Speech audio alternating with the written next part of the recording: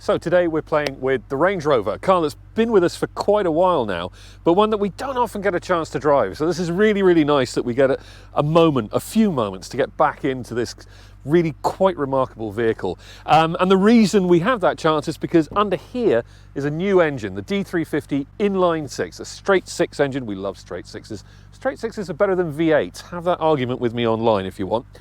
It has 700 Newton meters of torque. This is a seriously grunty engine, but for those of you with an environmental bent to your life, it's also a mild hybrid. So there is an electric motor in here, there is a compact battery that helps the engine along, that helps it be a little bit more eco-friendly.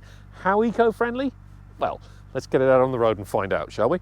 So before we head out on the road, it's worth taking a moment just to have a good long look at this interior, because it is probably, arguably, it's the Range Rover's best aspect. This is where you get your comfort, this is where you find your quality, and this is where you find your peace from the outside world, because it is enormously refined in here.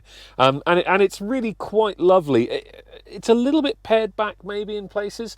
I still think Land Rover hasn't quite ever beaten the design of that early 2000s L322 Range Rover cabin in the way it's styled, but nonetheless, it's beautifully set up. We've got lovely wood finishes here on the sides of the dash and on the doors and down here on the center console. Got the nice two-screen layout. Lovely steering wheel. There's a fabulous balance in this wheel between the thickness of the rim and the size of the wheel. Other car manufacturers could really take some notes here in terms of the way you grip the wheel. It's your main point of contact with the car.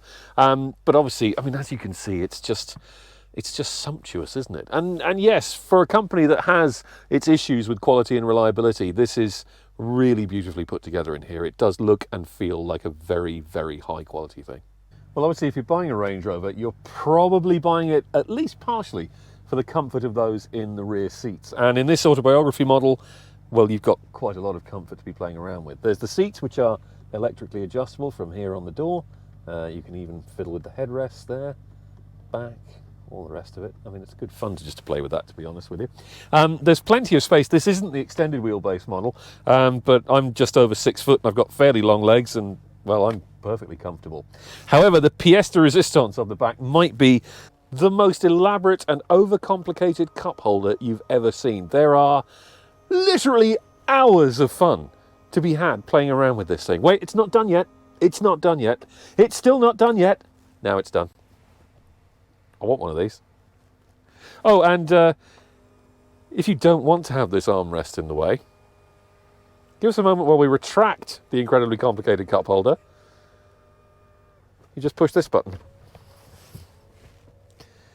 And you wait for a moment. And after a few seconds, the armrest is no longer in the way. As if by magic. To be honest, I've been in first-class aircraft cabins that aren't as nice as this. I'd much rather travel across country in one of these than an aeroplane. So that's doing a bit for the environment, isn't it?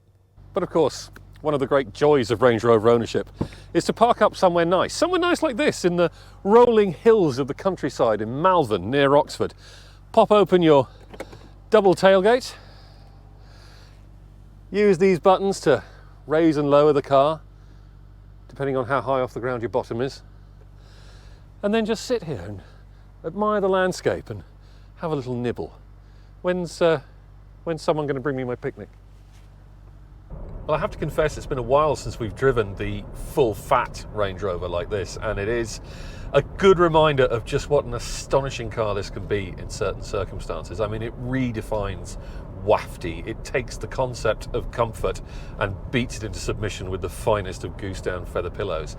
That said, the air suspension and the big 21-inch alloy wheels, they do induce a little bit of fidget and a little bit of bump thump, particularly at low speeds when you're bumbling around town, which is a little bit less than entirely satisfying. I'm not sure if it's the fact that the wheels are big or that they're just very heavy and that unsprung weight kind of induces that fidget.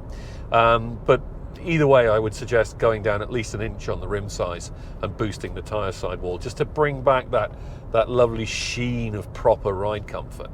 But the surprising thing about the Range Rover is how sweet it is to drive, because it's got actually really good steering. It's a little bit light and a little bit over-assisted, but there's surprisingly good feel and feedback through it. And for a car this big, you really can get it to dance around if you want to. But of course, that's not the point. The point is to switch off, sit back in these beautiful leather armchairs and just let the road unfurl in front of you and behind you. This new D350 mild hybrid engine doesn't seem to be doing an awful lot of mild hybriding at the moment. I mean, it does do engine off coasting and it does do longer stop-start cycles when you're around town. But really the whole appeal of this engine is that it's a big, incredibly smooth, somewhat lusty diesel with 700 newton meters of torque that picks up the 2+ tons of this Range Rover and just fires it on ahead. It's a really lovely, very quiet, very refined engine with just a nice edge of snarl as you approach the top end of the rev range. Not very economical though. Land Rover claims it'll do in and around 30 miles per gallon. Currently we're getting 21.4, and that's a lot better than we were getting earlier on. The other thing is the interior, which is both good and bad. Again, I'll mention the seats again. They're fantastic. There's loads of space. Quality seems to be very good. The steering wheel looks and feels beautiful. These touch-sensitive pads on the steering wheel for buttons are actually much better than you get from a lot of other manufacturers. But because this Range Rover is going to be replaced quite shortly with an all-new model, it doesn't get the latest Jaguar Land Rover electrical architecture, so you don't get the impressive new but slightly unfortunately named Pivi Pro touchscreen system. And these digital dials, while they're fine and they're relatively versatile in terms of how you can lay them out and what you can do with them, they're not really classy enough for a car that costs this much money and that has this kind of patrician bearing.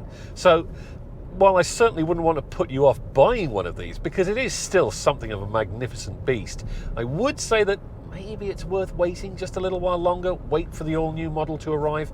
It will probably be more frugal. It will certainly have better technology on board. It maybe even will drive better. Well, obviously we don't know that yet because we haven't even seen the damn thing, let alone driven it.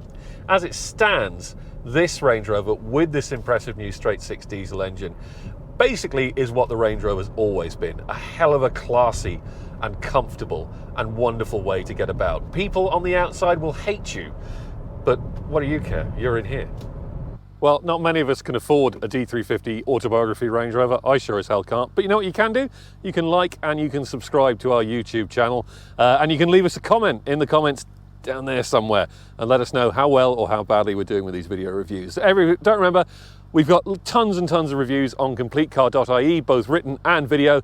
Check us out when you get a minute, and hope you enjoy the Range Rover review.